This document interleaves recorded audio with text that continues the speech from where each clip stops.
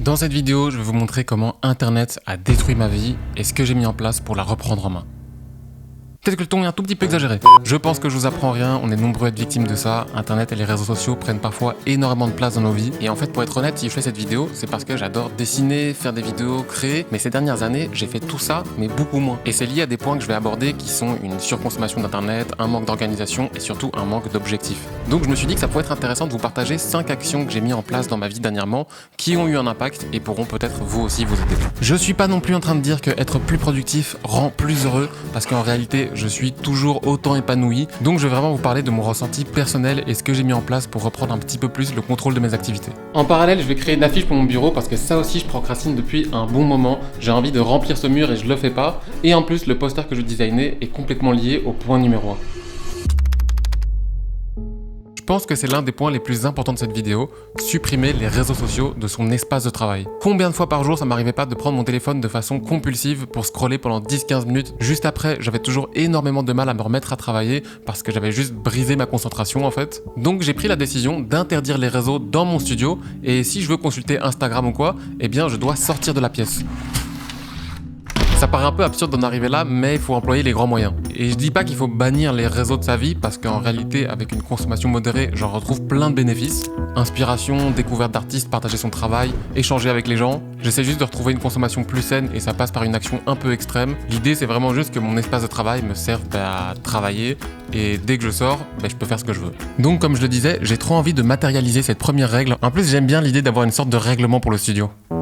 Mais donc je vais créer un moodboard en utilisant mon outil favori et je vous jure que c'est vrai et ça me régale qu'il sponsorise encore une vidéo, Milanote. À chaque fois que je me lance dans une nouvelle vidéo ou un nouveau design ou peu importe, je crée toujours un petit board Milanote et avec ça je vais très facilement pouvoir développer de façon visuelle le projet. Par exemple, j'ai créé ce board pour la vidéo que vous regardez actuellement, dans lequel j'ai rajouté mon script, mes notes, mes étapes, mes infos sur les tournages et puis j'ai également à l'intérieur 2 moodboards. Donc j'ai celui de la vidéo dans laquelle j'intègre vraiment des inspirations de plans ou alors des éléments graphiques que j'ai envie d'utiliser. Et puis j'ai mon deuxième moodboard et là c'est vraiment celui pour le poster dans lequel j'ai encore une fois intégré plein d'inspirations, de la texture, des couleurs, des compositions. Avec ce poster j'ai vraiment envie d'avoir un travail qui est digital mais aussi analogique et en plus grâce à l'extension Milanote c'est super facile d'intégrer des photos, il me suffit de cliquer sur la petite icône puis j'ai plus qu'à placer l'image où je veux. J'écris des petites annotations sur le board et je peux même carrément déjà créer des petites palettes de couleurs que j'aimerais utiliser. Si vous voulez pas partir d'une page blanche, vous pouvez très bien utiliser des templates. Il y en a des centaines. Graphisme, architecture, photoshoot. En bref, c'est vraiment super pratique, je vous le recommande sincèrement. Et en plus, il y a un plan qui est gratuit, donc n'hésitez pas à cliquer sur le lien dans la description pour essayer tout ça. Et merci à Milanote d'encore une fois soutenir cette chaîne. En 2023, j'ai dessiné dans les 3/4 d'un carnet. Mais surtout, j'ai passé plus de temps à traîner sur Pinterest et remplir des tableaux d'inspiration plutôt que de dessiner. Je crois en plus que c'est pas très sain parce qu'on peut vite souffrir de la comparaison. Et en fait, il y a 2-3 ans, j'étais en plein dans un challenge qui consistait à dessiner tous les jours pendant une année. Mais une fois que je suis arrivé au bout du challenge, j'avais plus vraiment d'objectif. Comme avant, je me raccrochais à l'idée que j'allais sortir une vidéo et qu'il fallait que je vous documente tout ça, ça me donnait vraiment de l'énergie pour dessiner au quotidien. Ce que j'ai plus vraiment eu par après. Et donc, depuis le 1er janvier, j'ai acheté ceci. Il m'accompagne partout. Et non, vous ne rêvez pas, il s'agit bien d'un agenda papier et qui a vraiment rien d'extraordinaire. Mais c'est à ce moment-là que j'ai eu une idée pour me remettre à dessiner plus et c'est tout simplement se lancer des défis créatifs. En fait, je me suis rendu compte que j'avais pas toujours énormément de choses à noter dans mes journées et je me suis rapidement retrouvé avec des cases assez vides. Et donc je me suis dit pourquoi pas dessiner tous les jours dans la case un petit dessin qui allait représenter un événement remarquable de ma journée. L'idée, c'est vraiment que ça me prenne pas plus de 5 minutes et que, en fait, à la fin de l'année, je puisse vraiment me replonger dans chacune de mes journées et avoir accès à un petit souvenir.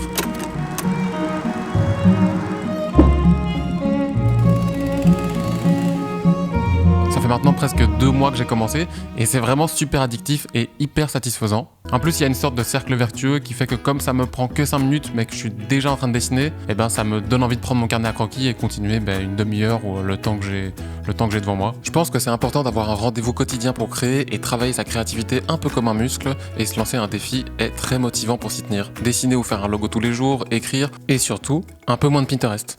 Pour notre fameux poster, je vais écrire la phrase « No social media or internet platforms are allowed in the studio ». Are allowed ou juste allowed? Je crois que les deux se disent à vérifier quand même. Et oui, je vais écrire la phrase en anglais parce que j'aime bien. Et j'ai vraiment pas plus de justification que ça. Donc le poster sera uniquement une composition typographique et pour commencer, je fais rapidement des petits croquis dans lesquels je dispose tous les mots pour voir comment je peux composer et par après, je pourrai choisir ce que j'ai préféré ou ce que je trouve qui fonctionne le mieux. Ensuite, on a ceci. Oui, ce sont juste des post-it, énormément de gens s'en servent au quotidien, mais moi non, et ça faisait des années que je n'avais pas touché un post-it pour faire ma to-do list. Alors j'étais vraiment le premier à vanter toutes ces applications de notes qui sont sorties pour organiser sa vie, faire ses plannings, ses scripts, ses to-do list, etc. Et je m'en sers toujours vraiment pour plein de choses, mais je me suis rendu compte qu'en fait, j'avais pas envie de cocher une case digitale avec ma souris lorsque j'ai accompli une tâche. Non, ce que je veux, c'est un papier qui soit toujours visible sur mon bureau, sur lequel j'ai toutes mes tâches de la journée. Il est collé, je l'ai toujours sous mes yeux, et quand une tâche est accomplie, je peux utiliser un vrai marqueur pour cocher cette case. Aujourd'hui, j'ai vraiment tout le temps un post-it avec tout ce que je dois faire dans la journée et à côté, j'ai celui de la semaine ou avec des tâches qui n'ont pas forcément de deadline. J'utilise aussi les post-it déjà chez moi le soir. Ça m'arrive de déjà lister ce que je vais devoir faire le lendemain matin parce que j'aime bien en fait me réveiller et directement travailler 1 à 2 heures. Alors oui, je sais, ça fait un petit peu développement personnel hardcore, mais ça marche plutôt bien chez moi et j'essaie surtout de pas toucher à mon téléphone avant au moins 1 heure après le réveil et donc au lieu de scroller, je me mets à bosser sur des projets hors de mon taf principal et je suis mon post-it quoi. Puis après ça, je me lave, je prends mon petit déjeuner et je fais un gros break en fait. Alors oui, j'ai bien conscience que c'est un mode de travail qui est pas possible pour tout le monde si vous travaillez dans une agence ou dans une boîte. Vous n'allez pas directement commencer à travailler chez vous. Bref, vraiment une chose aussi simple que des post-it m'ont vraiment aidé à accomplir plus de choses, à avoir une meilleure clarté dans les tâches à accomplir et surtout donc libérer plus de temps pour être créatif. Après avoir validé ma composition, je suis passé sur Photoshop pour designer le poster et là je me sers d'un pack de fonte que j'avais acheté sur Pangram. J'avoue ce pack, je l'ai surexploité. Je m'amuse vraiment à utiliser plein de polices différentes et tout en bas, j'ai rajouté 2 gros blocs texte dans lesquels j'ai rajouté un peu plus de description vis-à-vis de la règle et également de la vidéo. Je me suis un peu amusé, donc n'hésitez pas à mettre pause pour lire ce qui est écrit. Et par après, je vais travailler avec une texture parce que j'ai vraiment envie qu'il y ait un travail manuel dans le design de ce poster. Je vous parlais juste avant de bosser sur mes projets hors YouTube, et c'est ça en fait. Ça fait maintenant 3 ans que je travaille full time sur YouTube, et j'ai jamais pris le temps de faire autre chose que YouTube. Donc ce qui m'a aidé, c'est se lancer dans de nouveaux projets. J'ai commencé à écrire une newsletter créative que j'adore faire. Je me suis également à côté de ça lancé dans la création d'un tout nouveau site web qui me ressemble, parce que j'en ai déjà eu plusieurs et j'ai jamais été satisfait à 100%. Donc là vraiment, je prends le temps de travailler là-dessus, mais donc se lancer dans de nouveaux projets, aussi cliché que ça puisse paraître, ça fait énormément de bien. Casser la routine, sortir de son quotidien, et développer vraiment une toute nouvelle énergie. Sinon, on reste vraiment dans une éternelle répétition qui nous stimule de moins en moins. Et je dis ça vraiment en faisant quotidiennement la chose qui m'excite le plus, c'est-à-dire faire des vidéos YouTube. Pour l'instant, j'échangerais ça pour rien au monde. Et pourtant, je suis quand même aussi victime de ça. Mais donc, pour résumer ce point, si vous avez l'impression de stagner et que vous faites plus grand-chose de nouveau, lancez-vous dans les projets que vous avez toujours mis de côté. La création de son site web, lancer sa chaîne YouTube, apprendre à dessiner, peu importe finalement, tant que c'est quelque chose que vous avez vraiment envie de faire. Je me rends un peu compte en faisant cette vidéo que vous allez peut-être vous rendre un petit peu compte de mon côté obsessionnel. J'ai très souvent des nouvelles lubies et puis ça devient ma nouvelle vie quoi. On arrive à la dernière étape du poster et j'avais aussi envie qu'il y ait une écriture manuscrite et par la suite je vais pouvoir le scanner et l'intégrer directement sur le poster. Et je voulais aussi travailler avec une texture de plastique.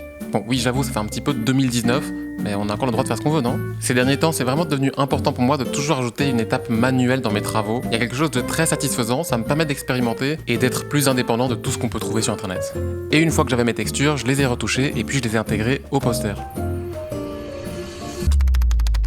Ça va encore une fois paraître un peu banal, mais j'ai repris la lecture quotidienne depuis le mois d'octobre et ça a complètement changé ma façon de travailler et de créer. Avant, je passais vraiment la plupart de mes soirées à binge-watcher YouTube pendant des heures ou jouer aux jeux vidéo et regarder des films. Ce que je fais toujours parce que j'adore ça, mais maintenant je m'impose au moins 30 minutes de lecture pour totalement déconnecter. Avant, je mettais même un timer et je me suis rendu compte que c'était pas nécessaire quand on lisait des choses qui nous stimulaient, qui nous faisaient kiffer. Et je lis vraiment de tout, des livres sur la créativité, de la philosophie, de la fiction, sur le graphisme. Et si je pouvais vous en conseiller 3, même s'il y en a vraiment plein que j'adorais, ça serait ceci. Still Like an Artist d'Austin Kleon, un best-seller qui se lit vraiment en 3 heures pas plus. Le livre est divisé en 10 micro-chapitres et ça parle de créativité, de comment on est tous une addition de nos inspirations. Ça démystifie aussi un peu quelque part le mythe du génie. J'ai vraiment adoré et je crois même que je vais me le relire bientôt. Ou bien j'ai lu aussi Hide the Cat de Blake Snyder, un livre un peu controversé sur comment écrire des scénarios pour le cinéma hollywoodien. Controversé parce qu'il est soupçonné d'avoir un peu formaté le cinéma hollywoodien dans une recette et un format. Donc faut un peu faire la part des choses et prendre ce qu'il y a d'intéressant dedans. Mais moi ça m'a beaucoup parlé parce que je trouvais qu'il y avait vraiment moyen de faire un parallèle avec mon activité sur YouTube. Et en dernier, je viens d'attaquer 7 briques Caps Lock de Ruben Pater, un livre qui retrace la fonction de designer au fil du temps et de comment les designers sont devenus un instrument du capitalisme. Très bonne ambiance. Si j'arrête les vidéos YouTube après la lecture de ce livre, vous saurez pourquoi. Petite blague évidemment, normalement selon le bouquin, il y a moyen de devenir un designer éthique. Enfin je pense, normalement vers la fin ou quoi.